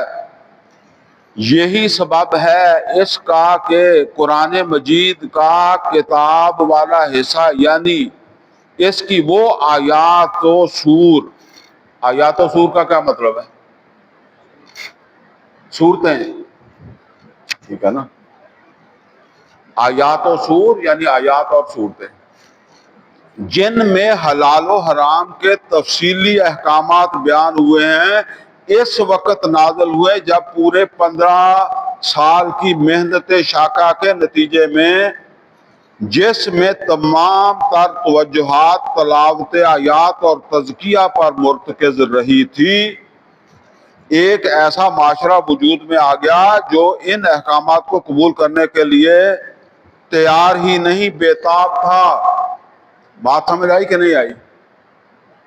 کہ یہ جتنے بھی، یہ ابھی آپ نے پڑھے ہیں کہ کوتب علیکم الکتاب، کوتب علیکم الصیام، سوائے نماز کے 15 سال کوئی حکم نہیں آیا. سمجھ گئے؟ مطلب 13 سال مکے کے، باقی کوئی 2 سال اور سمجھ لیں، یا چلیں 14 سال لگا لیں، 15 نہیں لگاتے تو آپ جو بھی ہے. تو یہ 15 سال کیا ہوتا رہا؟ یَتْلُو عَلَیْہِمْ آیَاتِهِ وَیُزَکِّیہِمْ. ٹھیک ہے، گویا کہ وہ تیار ہو گئے تھے ان احکامات کو ماننے کے لیے. ٹھیک ہے نا. یعنی یہ 15 سال یہی کام ہوا ہے. وہ ہمارے تبلیغی بھائی تو کہتے ہیں 15 سال جو ہے وہ 13 سال کیا کلمے کی محنت ہوئی ہے نا. تو ڈاکٹر صاحب یہ کہتے ہیں کہ یہ ہوا ہے، اور اسی وجہ سے یہی حکمت ہے کہ اللہ نے نہ سود کو حرام کیا نہ شراب کو حرام کیا. حالانکہ یہ مکے میں سود حرام نہیں ہو سکتا تھا، شراب حرام نہیں ہو سکتی تھی، روزہ فرض نہیں ہو سکتا تھا، چلیں جہاد قتال نہیں ہو سکتا تھا، باقی تو بہت کچھ، جوا نہیں حرام ہو سکتا تھا. کوئی اس طرح کے احکامات نہیں ہے. یہ سارے 15 سال پھر کیا ہوگا؟ وہی تلاوت آیات، یتلو علیہم آیاتہ.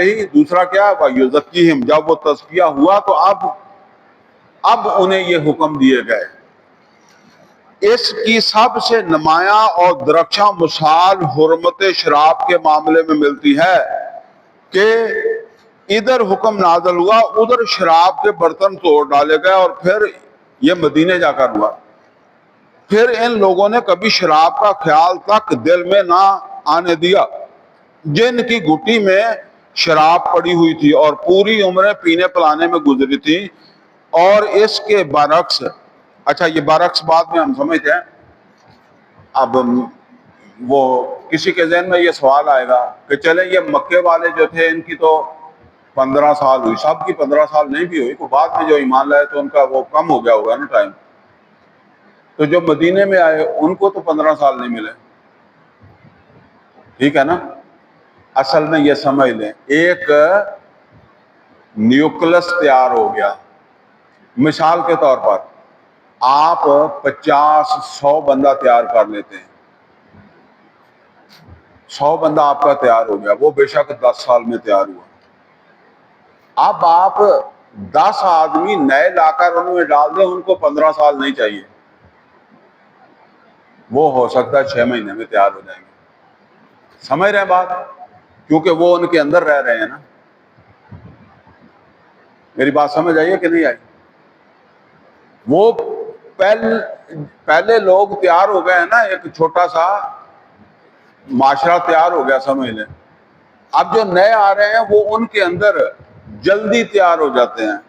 ٹھیک ہے نا؟ یہ بالکل آپ اسی طریقے سے سمجھے جیسے کوئی چیز جب پہلی دفعہ بنتی ہے، یہ موبائل ہے، ہمیں سمجھنا بڑا مشکل ہو رہا ہے، بچے جو ہے وہ پیدا ہوتے ہی ان کو جو ہے وہ چلانا سیکھ جاتے ہیں. ٹھیک ہے؟ تو بس وہ کیونکہ انہوں نے تو پھر آ کر ان کے دائیں بائیں وہ سارا ماحول بنا ہوا ہے نا، تو ان کو وہ 15 سال نہیں چاہیے تھے. ٹھیک ہے نا؟ یہ بات. تو ڈاکٹر صاحب کہتے ہیں کہ ایک حکم آیا شراب کی حرمت کا، تو لوگوں نے شراب، پردے کا حکم آیا. وہ واقعہ آتا ہے کہ ایک عورت رستے میں تھی، اس کو کسی نے بتایا کہ پردے کا حکم آ گیا، تو وہ وہیں بیٹھ گئی. اس نے کہا کہ جب تک میرے لیے یہاں پردے کا بندوبست نہیں ہوگا میں گھر نہیں جاؤں گی. تو وہ حرام کھا سکتے تھے کہ جی اچھا جی کو دیکھ لیں گے چھوڑ لیں گے؟ وہ ملاوٹ کر سکتے تھے، وہ کام توڑ سکتے نہیں. اچھا، اس کے برعکس اور اس کے بالکل برعکس معاملہ ہوا اس دور میں. امریکہ ایسے تعلیم یافتہ مہذب و متمدن ملک میں جہاں پروہیبیشن ایکٹ کی دھجیاں بکھر کر رہ گئی. یہ اصل میں واقعہ کیا ہے کہ امریکہ میں امریکی حکومت نے یہ ایک قانون بنایا. قانون کیوں بنایا؟ ایکسیڈنٹ، لوگ شراب پیتے تھے، ایکسیڈنٹ ہو جاتا تھا اور مسئلے جو ہے وہ اس طرح کے، مطلب یہ نہیں کہ اسلام کی وجہ سے. تو انہوں نے اپنے آئین میں ترمیم کی کہ اس ملک میں شراب کی تیاری اور فروخت اس پر پابندی ہے. تیاری اور فروخت پر جو ہے وہ پابندی ہے، اور اسے ٹرانسپورٹ آگے پیچھے کرنے پر بھی پابندی ہے. پینے پر پابندی ابھی نہیں لگائی تھی. اور یہ پابندی انہوں نے جو اپنے آئین میں شامل کی، یہ پہلے سے اسکولوں میں کالجوں میں تقریریں کر کے میڈیا پر، ٹیلی ویژن، ریڈیو کے اوپر جو ہے وہ یہ ساری چیزیں عوام کو سمجھائیں کہ بھئی شراب نہ اچھی چیز نہیں ہے. تو وہ قانون بنا لیا آئین میں ترمیم کر کے. لیکن 13 سال تک قوم احتجاج کرتی رہی کہ یہ قانون واپس کرو. 13 سال بعد قانون واپس کر لیا، اور پھر کبھی نہیں انہوں نے سوچا. یہ 17 جنوری 1920 میں امریکہ میں شراب کی تیاری، فروخت اور نقل و حمل کے اوپر جو ہے وہ پابندی نافذ کی گئی آئین میں ترمیم کی وجہ سے. یہ یہاں نہیں لکھا ہوا، میں بتا رہا ہوں. اور یہ پابندی 13 سال تک رہی، اور 5 دسمبر 1933 کو آئینی ترمیم ختم کر دی گئی. وہ اس کی طرف ڈاکٹر صاحب اشارہ کر رہے ہیں کہ کہاں ایک حکم آیا تو چونکہ ان کا تزکیہ ہو چکا تھا انہوں نے شراب ترک کر دی، پردہ اختیار کر لیا. اور دوسری طرف یہ ہے کہ کتنا پیسہ خرچ ہوا، کتنی متمدن قوم، ترقی یافتہ قوم، لیکن پھر وہ شراب نہیں چھوڑ سکی. تو وہ کہتے ہیں کہ دھجیاں بکھر گئیں، چھٹتی نہیں ہے منہ سے یہ کافر لگی ہوئی کہ آگے تمام سائنسی حقائق اور اعداد و شمار دھرے کے دھرے رہ گئے. یعنی بڑے انہوں نے سائنسی طور پر بتایا کہ شراب اچھی چیز نہیں ہے، لیکن وہ نہیں مانے. اب چوتھی چیز آ گئی ہے، تعلیم حکمت. تو اس کا کیا مطلب پھر آپ سمجھے؟ یہ ابھی ہم نے جو پڑھا تعلیم کتاب، تو پھر یہ تعلیم کتاب کہاں؟ اس کا محور و مدار کون سا ہے؟ قرآن حکیم ہی ہے. ٹھیک ہے نا؟ یہ بات نہیں بولنی کہ کیوں پڑھ رہے ہیں ہم. اچھا، تعلیم حکمت انقلاب نبوی کے اساسی منہاج کا نقطہ عروج کلائمیکس ہے تعلیم حکمت. حکمت اصلاً عبارت ہے انسانی عقل اور شعور کی پختگی کی اس سطح سے جہاں پہنچ کر احکام شریعت کے اسرار و رموز واضح ہو جاتے ہیں. یعنی حکمت عقل کی پختگی، شعور کی پختگی کی ایک سٹیج ہے جہاں احکام شریعت کے اسرار و رموز واضح ہو جاتے ہیں. یہ کیا ہے؟ دیکھو، ایک ہے حکم اور ایک ہے حکمت. مثلا ہجرت کیا تھا؟ حکم تھا. ہجرت کیا تھا؟ مدینے سے ہجرت کرو، مکے جاؤ. اچھا، عام آدمی اس کو کیا سمجھتا ہے؟ عام آدمی سمجھتا ہے کہ یہاں پریشانی ہے، تکلیف ہے، تو ہم ہجرت کر کے مدینے جا رہے ہیں. پریشانی تکلیف تھی.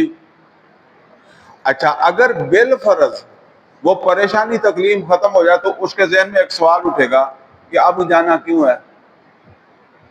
ٹھیک ہے نا؟ سوال اٹھے گا نا. اچھا، ایک ہے حکمت. حکمت کیا ہے؟ کہ مسلمان یہاں سے نکلیں اور مدینے میں جا کر منظم ہوں تاکہ عرب کے اندر وہ غلبہ ہو. اچھا، یہ بات، یہ کوئی حکم نہیں دیا گیا کہ تم وہاں جا کر منظم ہونا ہے. ٹھیک ہے نا؟ تو جس آدمی کے اندر وہ عقل کی پختگی سمجھ ہوگی تو وہ اس بات پر اس کی نظر ہوگی. اس کو پھر یہ نہیں ہے کہ یہاں پریشانی ہو تو پھر جائیں. ٹھیک ہے نا؟ وہ تو پہلے سے سوچنا شروع کر دے گا کہ یار ہمیں منظم ہونا چاہیے. کس طرح ہم منظم ہوں گے؟ کہاں جائیں گے؟ تو ایک ہے حکم، دوسرا کیا ہے؟ حکمت. تو اچھا، جس کو حکمت سمجھ آ جائے پھر وہ پیچھے نہیں ہٹتا، وہ اکیلا بھی کھڑا رہتا ہے. یہ ہے مسئلہ. جہاں پہنچ کر احکام شریعت کے اسرار و رموز واضح ہو جاتے ہیں اور ان کی حکیمانہ غرض و غایت منکشف ہو جاتی ہے، گویا احکام بے جان اور زبردستی کے ساتھ ٹھونسے ہوئے اوامر و نواہی نہیں رہتے، بلکہ فکر و عمل کے ایک حد درجہ حکیمانہ نظام کے ایسے باہم و دیگر منظم و مربوط اجزاء کی صورت اختیار کر لیتے ہیں جن میں نہایت حسین توازن اور توافق موجود ہو. یاد ہوگا یہی اصل موضوع ہے فاتح دور حاضر امام الہند شاہ ولی اللہ، حضرت شاہ ولی اللہ دہلوی کی شہرہ آفاق کتاب تالیف حجت اللہ البالغہ. یہ فاتح عثمانی میں نہیں ہے. فاتح جیسے سورہ فاتحہ آغاز کرنے والی، دروازہ کھولنے والے سمجھ لیں. تو یہ نئے دور کے تقاضوں کی فکر کس نے شروع کی؟ کہاں سے شروع ہوئی ہے؟ شاہ ولی اللہ سے. اور یہی ہے وہ جنس کامیاب جسے قرآن حکیم خیر کثیر قرار دیتا ہے. بفہوائے آیات قرآنی یوت الحکمت من یشاء ومن یوت الحکمت فقد اوتی خیرا کثیرا. اور یہ بات بھی محض اتفاقی نہیں کہ خیر کثیر بھی نام ہے حضرت شاہ صاحب کی، شاہ ولی اللہ دہلوی رحمۃ اللہ علیہ کی بات کر رہے ہیں، ایک حد درجہ پر از حکمت تصنیف کا. گویا حکمت کی تحصیل ہر انسان کے بس کا روگ نہیں، بلکہ یہ تعلیم و تربیت نبوی کا وہ درجہ تخصص ہے جس سے فیض یاب صرف وہی ہو سکتے ہیں جن کے نفوس میں علم کی ایک فطری طور پر علم کی پیاس فطری طور پر موجود ہوتی ہے. یہ نوٹ کر لیں کہ یہ حکمت جو ہے یہ ہر آدمی سمجھ لیں کہ وہ اس میں یہ چیز ہو. ایک تھوڑے چھوٹی موٹی حکمت تو ہر بندے میں ہوتی ہے نا، لیکن یہ کوئی ایسی چیز نہیں ہے کہ آپ کہیں کہ جی تربیت سے پیدا کر دیں گے. میں اس کی ایک مثال دیتا ہوں آپ کو. مدینے مکہ میں ایمان لائے ابو ذر غفاری رضی اللہ عنہ، قبیلہ غفار کے تگڑے آدمی تھے، اور مکے میں ایمان لائے عمر فاروق رضی اللہ تعالیٰ عنہ. میں اس لیے کہہ رہا ہوں کہ یہ وہ عرصہ ساتھ ہی ہیں، ساتھ ابو ذر غفاری اور میں بلال رضی اللہ تعالیٰ عنہ کا نہیں کہہ رہا، کسی اور کا نہیں کہہ رہا، ابو ذر غفاری کا کہہ رہا ہوں. اچھا، مدینے آ گئے. تو مدینے جب آ گئے تو ابھی نبی صلی اللہ علیہ وسلم کو غلبہ حاصل ہو گیا. آپ کسی کو عامل مقرر کر رہے ہیں, کسی کو گورنر مقرر کر رہے ہیں. تو ابو ذر غفاری رضی اللہ تعالیٰ عنہ آئے نبی صلی اللہ علیہ وسلم کے پاس, کہنے لگے یا رسول اللہ مجھے بھی کسی جگہ گورنر لگا دے. اچھا یہ نہیں کہ وہ گورنر بننا چاہتے تھے, مطلب جس طرح کا ہمارا گورنر نہیں, اصل میں یہ حدیث ہے نبی صلی اللہ علیہ وسلم کی, حاکم عادل حاکم کو اللہ قیامت کے دن جن لوگوں کو اپنے عرش کے نیچے سایہ دے گا ان میں سے ایک حاکم عادل بھی ہوگا. تو ظاہر ہے حاکم بنے گا تو عدل کرے گا نا. وہ تو ان حدیثوں کو دیکھتے ہیں نا. اسی طریقے سے ایک گھڑی کا عدل حاکم کا, وہ 60 سال کی عابد کی عبادت سے بہتر ہے. تو وہ نہیں سوچتا کہ 60 سال متھا مار کے بھی تھلے ہی تھلے, تو ویسے ایک گھڑی والا کام کیوں نہ کریے. انہوں نے کہا کہ مجھے بھی کسی جگہ کا گورنر بنا دیں. مکے کے ساتھی ہیں, نبی صلی اللہ علیہ وسلم نے بڑے پیار سے, جیسے ہم کندھے پر ہاتھ رکھتے ہیں, کہنے فرمایا اے ابو ذر تو ضعیف ہے, یہ تیرے بس کا کام نہیں ہے, اور میں تجھے ایک نصیحت کرتا ہوں کہ تو دو بھی آدمی ہو نا, تو ان میں سے ایک کو امیر بننا ہو تو نہ بننا, دوسرے کو بنا دینا. تجھے کبھی جو ہے نا وہ یتیم کے مال کی سپرداری تجھے دی جائے, اس کی نگہداشت دی جائے, تو نہ لینا. اور دوسری طرف کیا خود جج مقرر کر رہے ہیں عمر فاروق رضی اللہ تعالیٰ عنہ. اچھا یہاں یہ نہ سمجھے کہ شاید وہ ابو ذر کے بارے میں فرمایا کہ جس نے عیسیٰ ابن مریم کا تقوی زہد دیکھنا تو وہ میرے ابو ذر کو دیکھ لے. حضرت عثمان رضی اللہ تعالیٰ عنہ سے لڑ گئے. وہ کہتے تھے مال رکھنا ہی حرام ہے, ٹھیک ہے نا, ابھی وقت نہیں ہے. اب دیکھیں تربیت اکٹھی ہوئی ہے, لیکن ہر بندے میں وہ حکمت نہیں ہوتی, ٹھیک ہے نا. اور یہ سمجھے حکمت, حکومت, حکم کس کو کہتے ہیں, جج کو. یہ کوئی ہر ہاری ساری کا کام نہیں ہے کہ وہ کہے جی میں پنچایت میں پنچ بننا ہارے کا کام نہیں ہوتا. وہ کوئی حکیم آدمی ہوتا ہے, وہ باتوں میں سے اصل بات کو تلاش کرتا ہے. جو جذباتی بندہ ہوتا ہے وہ جس نے سنا دی اس کی سن کر اس کی جذبات میں آ گیا, ٹھیک ہے نا, وہ صحیح فیصلے تک نہیں پہنچ سکتا. یہ بات ہے جو وہ کہہ رہے ہیں. تو یہ حکمت جو ہے یہ ہر ایک, تھوڑی بہت تو خیر اللہ ہر ایک کو دیتا ہے, لیکن اس لیول کی پھر چاہیے تو وہ ہر ایک کو نہیں ملتی. ہر انسان کے بس کا روگ نہیں ہے, بلکہ یہ تعلیم و تربیت نبوی کا وہ درجہ تخصص ہے جس سے فیض یاب صرف وہی ہو سکتے ہیں جن کے نفوس میں علم کی ایک پیاس فطری طور پر موجود ہو. وہ فطری طور پر ہی ان میں یہ چیز ہوتی ہے, موجود ہوتی ہے. چنانچہ ان کے لیے ظواہر پر اکتفا ناممکن ہوتا ہے, ٹھیک ہے نا. وہ جب اس کے ہر پہلو سے نہیں جانچ لیں گے تو ان کی تسلی نہیں ہوتی. اور وہ حقائق باطنی کی تحقیق و تفتیش پر اس طرح مجبور و مضطرب ہو جاتے ہیں جس طرح بھوکا تحصیل غذا پر اور پیاسا تلاش آپ پر. جب میں پیاسا کا پانی لبدا ہے, اسی طرح وہ ہر چیز دی حقیقت نو لبن دی کوشش کرتے ہیں. وَقَلِيلٌ مَّا هُمْ, تو ایسے تو تھوڑے ہی ہوتے ہیں, سارے نہیں ہوتے. اور ظاہر ہے کہ ایسے لوگ کم ہی ہوتے ہیں. اس ضمن میں بھی اس خیال سے کہ حکمت سے لازماً قرآن کے علاوہ کوئی اور چیز مراد ہے. اب کوئی سمجھے کہ حکمت کو علیحدہ چیز ہے, فرمایا قرآن حکیم کے ساتھ ایک نادانستہ اور غیر شعوری سوء ظن کا امکان پیدا ہوتا ہے, اس لیے کہ حکمت تو قرآن کے رگو پے میں سرات کیے ہوئے ہے. اس لیے بھی کہ اس کی ایک مستقل صفت ہے حکیم. قرآن کی صفت کیا ہے, حکیم بھی ہے, تو حکیم سے حکمت بنا ہے نا. اور اس لیے بھی کہ اس کی شان یہ ہے کہ کتاب احکمت آیاتہ ثم فصلت من لدن حکیم خبیر. تو حکیم نے جو نازل کیا ہے وہ حکمت ہی ہے. مزید برآں جیسا کہ پہلے عرض کیا جا چکا ہے کہ قرآن میں صراحتاً بھی مذکور ہے ذالک مما اوحی الیک ربک من الحکمہ، اور اس سلسلے میں بھی حاضر اٹھائیے اور وجد میں آئیے علامہ اقبال کے ان شعر سے۔ یہ شعر جو ہے وہ چھوڑ دیں فارسی، جو ہے نا وہ پھر آپ چیٹ جی پی ٹی سے پوچھ لیں، جی پی ٹی اس سے پوچھ لیا کریں، اس طرح کی بڑا اچھا بتائے گا آپ۔ افسوس ہے کہ ہمارے ارباب علم و فضل نے بہت کم توجہ دی قرآن حکیم کی ان اصطلاحات اربع۔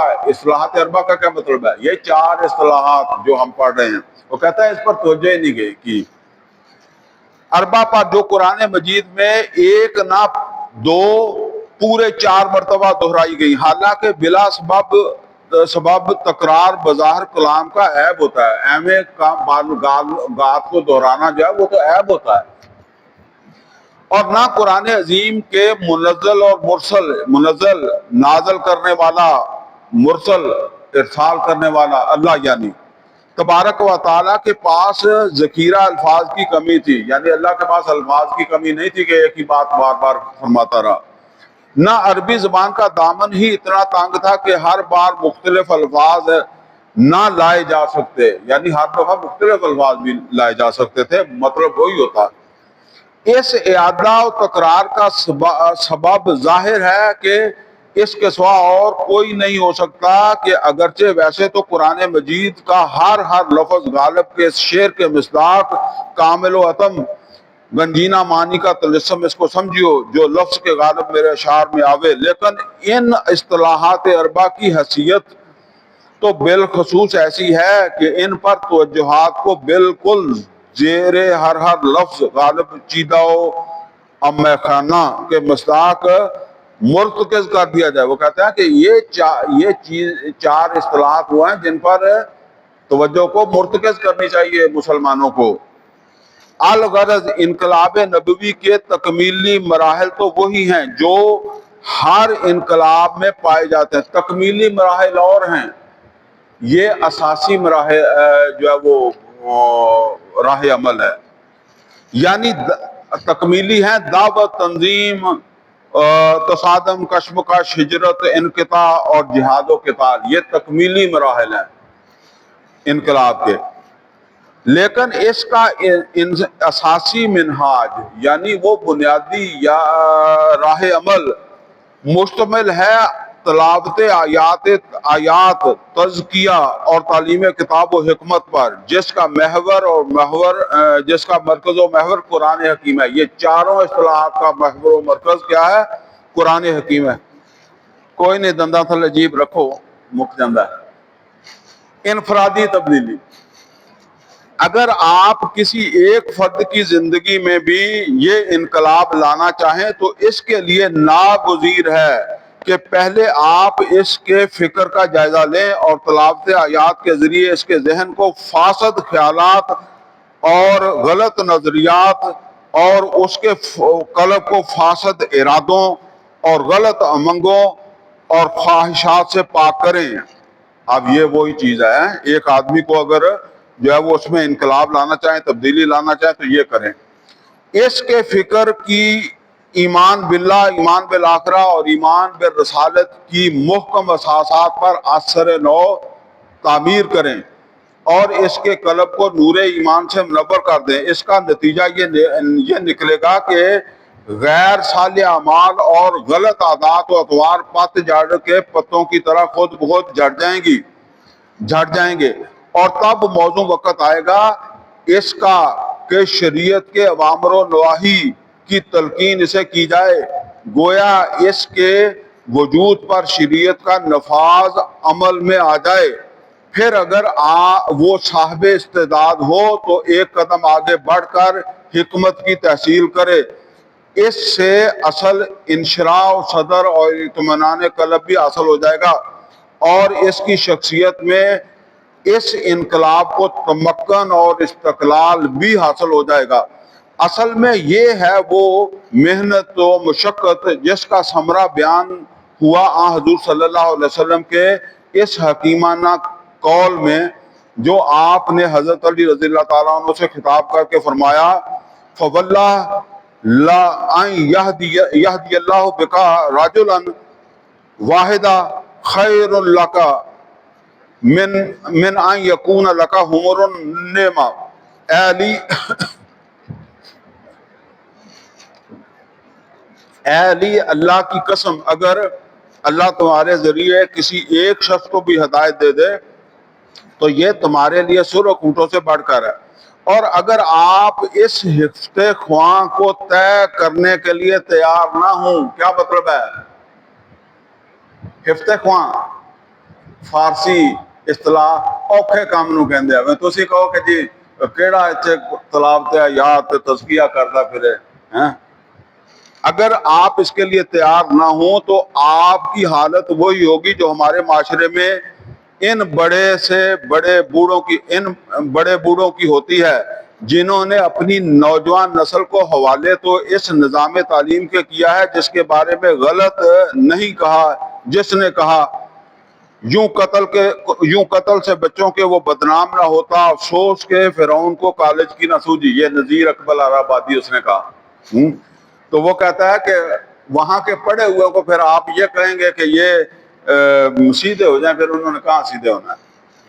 اور دوسرا ہے گلا تو گھونٹ دیا اہل مدرسہ نے تیرا۔ یہ مدرسے والے ان کی بات نہیں ہو رہی، اصل میں اس زمانے میں مدرسہ سکول کو کہتے تھے، یہ سکول کی بات ہے، وہی جو اوپر والی بات ہے نا، کالج اور سکول، یہ اسی کی بات ہے۔ تو یہ آج کل کے پڑھاکو جو ہے نا وہ مدرسے والوں کو جو ہے نا وہ دبانے لگ جاتے ہیں۔ بہرحال اس زمانے میں سکول کو مدرسہ ہی کہتے تھے۔ کہاں سے آئے صدا لا الہ الا اللہ، نتیجہ تن کسی، ویسے آج کل وہ مدرسے والے بھی گلا ہی گھٹتے ہیں، وہ بھی کوئی اور نہیں مسئلہ۔ نتیجہ تن کسی کے ذہن میں برٹرینڈ رسل سوار ہے اور کسی کے سارتر، یہ جین پال سارتر، کوئی فرائڈ کا شیدائی ہے اور کوئی یونگ یا ایڈلر میکڈوگل کا، کسی پر ڈارون کا جادو چلا ہوا ہے اور کسی پر ہیگل اور مارکس کا۔ چنانچہ خدا و آخرت اور وحی اور رسالت پر ایمان و یقین کے اثار کا کوسوں پتہ نہیں، لیکن تلقین ہو رہی ہے نماز کی، روزے کی، فرمائش کیا ہوتی ہے؟ مثلا میں اپنے بیٹے سے کہوں کہ بیٹا تو برطانیہ جا رہا ہے نا تو نماز کی پابندی کرنا، تو یہاں تو وہ پڑھا ہے کالجوں میں، سکولوں میں، تو اس نے تو نہ کوئی تلاوت آیات نہ کوئی تزکیہ ہیں، تو اب میں فرمائش کیا کر رہا ہوں کہ وہاں کسی گوری کی طرف توجہ نہیں کرنی، کوئی اس طرح کا کام نہیں کرنا، کوئی ہے۔ تو یہ ہے فرمائش۔ فہمائش کیا ہے کہ میں اسے بتاؤں کہ پھر تو میرا پتر نہیں، یعنی تڑی لاواں ڈراواں، پھر تو میرے پتراں چو خارج اگر تو اے کام کیتا اتنے جا کے یا اتنے معاشرے سے کیتا، وہ میں تو ایک مثال نہیں دے رہا، ہو رہی ہے شاعر دینی کی کہ داڑھی رکھ لے، نماز پڑھا کر، احترام کے بارے میں۔ نتیجہ اس کے سوا کیا نکل سکتا ہے کہ نوجوان اگر نسبتاً شریف ہے اور سعادت مند ہے تو نگاہ نیچی کر لے اور آپ کی موجودگی میں احتراماً آپ کی خواہش پوری بھی کر دے، لیکن اگر ذرا بے باک اور جری ہو تو صاف کہہ دے گا چھوڑیے ابا جی تسی پرانے بندے تسی یہی سکھیا۔ یہ سب ڈکھوسلے ہیں جن کی کوئی حقیقت نہیں ہے۔ اجتماعی انقلاب، یہ ایک فرد کا انقلاب کی بات تھی، اب اجتماعی انقلاب کی بات ہو رہی ہے، بس اب ختم ہو گیا۔ اس معاملے میں انسانی معاشرہ یا انسانی حیات اجتماعیہ کا طرز عمل، بیہیویئر بھی بالکل ایک فرد واحد کی مانند ہوتا ہے۔ ہر معاشرے میں قوم کا ایک طبقہ وہ ہوتا ہے جسے بالعموم ذہین اقلیت کہتے ہیں، intellectual minority, intelligentsia, brain trust قرار دیا جاتا ہے۔ یعنی جس طرح ایک انسان کے اندر کنٹرول کرنے والی چیز کون سی ہے؟ دماغ۔ مطلب یہ دماغ حکم دیتا ہے کہ پانی، حکم کس نے مانا ہے؟ ہاتھ نے، تو ہاتھ اس کا نوکر ہے نا۔ یہ دماغ نے کہا کہ چل وہاں پیشاب کر کے آ، تو ٹانگیں چلنے لگ گئیں، تو ٹانگیں کیا ہوئی؟ دماغ کی نوکر ہوئی نا۔ تو کنٹرول حکم وہ دیتا ہے اور باقی سارا کچھ کیا کرتا ہے؟ اس کا حکم مانتا ہے۔ اسی طرح پورے معاشرے میں وہ جو حکمت والے لوگ ہوتے ہیں وہ اصل کے اندر برین ٹرسٹ ہے، وہ دماغ کی مانند ہے اس معاشرے کا۔ باقی وہ جو جذباتی ہوتے ہیں انہوں نے تو یا اس کے پیچھے لگ جانا یا اس کے پیچھے لگ جانا، ٹھیک ہے نا۔ باقی وہ چلا رہے ہوتے ہیں، ان کی بات ڈاکٹر صاحب کر رہے ہیں کہ اصل میں دعوت جب تک ان تک اثر نہیں کرتی اس وقت تک معاشرہ تبدیل نہیں ہوتا۔ اور جس کی حیثیت جسد اجتماعی میں بالکل وہی ہوتی ہے جو فرد واحد کے جسم میں اس کے دماغ کی۔ اگر کسی معاشرے میں اسلامی انقلاب لانا مطلوب ہو تو اولاً اس طبقے کو، کس طبقے کو ملک صاحب؟ وہ جو انٹیلیجنسیا ہے، حکمت والا طبقہ ہے، کو اپیل کرنا اور اس کے قلوب و اذہان کو نور ایمانی سے منور کرنا، گویا اسے اسلام کے حق میں بالفعل کنورٹ کرنا ناگزیر ہے۔ اچھا اس کو یہ نہ سمجھا کہ جی ان سے ایم اے کیتا ہے تو پتہ نہیں ہے وہ بھی ہے گا، نہیں، یہ تو کتاباں پڑھ کے کر لیندے ہے، ڈاکٹر ہے فلانا ہے، یہ تسی سمجھو کہ جی وہ ڈاکٹر صاحب وہ دی گل کر رہا، نہیں، وہ ان پڑھ بھی ہو سکتا ہے پر وہ چو کوالٹی ہوں ہے، ٹھیک ہے نا۔ بڑے بڑے پڑھے لکھے نو ان پڑھ پیروں چ کٹ دیں، ٹھیک ہے نا۔ تو وہ ان کی ہے جو اصل میں معاشرے کو لے کر چلتے ہیں۔ معاشرے یا قوم کے دوسرے طبقات کی حیثیت اعضاء و جوارے کی ہے، یعنی معاشرے دے باقی لوگ تو انہوں کے سامنے اتنا ہی ہیں جویں ہاتھ پیر چلتے ہیں نا دماغ دے اگے، جو قلب و ذہن کے بے دام غلام ہوتے ہیں اور ان سے صادر ہونے والے احکامات کے بے چونچ راہ اطاعت کرتے ہیں۔ یہ بات سمجھ لیں کہ اگر آپ عام لوگ، مثلا تبلیغی جماعت ہے نا، یہ انٹلیکچول اس کی اپروچ نہیں ہے، اگر اتنے لاکھ اور بھی آ جائیں تو انقلاب نہیں آئے گا، سمجھ رہے ہیں؟ انقلاب آئے گا وہ جو ذہین اقلیت انٹلیکچول وہ تھوڑے سے بھی ہوں گے تو ان میں یہ صلاحیت ہوتی ہے کہ وہ دوسروں کو بھی موٹیویٹ کر لیتے ہیں۔ تو بے دام غلام ہوتے ہیں اور ان سے صادر ہونے والے احکامات کی بے چونچ راہ اطاعت کرتے ہیں۔ جو لوگ کسی معاشرے یا قوم کے اجتماعی فکر کی تطہیر اور اس کی سوچ کے دائرے کا رخ تبدیل کیے بغیر خواہش مند ہوں، یعنی اونا لوکاں تک اونا دی اپروچ نہ ہوئے تو کہیں انقلاب آ جائے، خواہش مند ہوں کہ معاشرہ بحثیت مجموعی اسلام کو عملاً قبول کر لے تو ان کا خلوص اخلاص اپنی جگہ اور نیک خواہشات اور تمنائیں اپنے مقام پر، لیکن امر واقعہ کے اعتبار سے اس کی حالت بھی ان نیک مگر سادہ دل لوگوں سے کسی طرح مختلف نہیں جن کا ذکر پہلے آ چکا ہے۔ یعنی انہاں دا بھی پھر کچھ نہیں، بس ادھا ہی ہے جی وہ پیچھے بابیاں دا کیا نا کہ میرے آپ دے بچیاں نو پڑھایا تھا کچھ ہو رہا ہے تو کہندا انہاں نو دین دی تبلیغ کردا ہے تے جنہ کا اثر ہوندا ہے انہاں دے ذریعے جڑا معاشرے چ تبدیلی آندی ہے۔ وآخر دعوانا ان الحمدللہ رب العالمین۔ اب انشاءاللہ اگلی دفعہ ہم نے کلاس میں وہ مولانا مودودی رحمۃ اللہ علیہ کی کتاب جو ہے وہ شروع کرنی ہے، قرآن حکیم کی 4 بنیادی اصطلاحات۔ اقول قولی ھذا واستغفر لی ولکم ولسائر المسلمین والمسلمات۔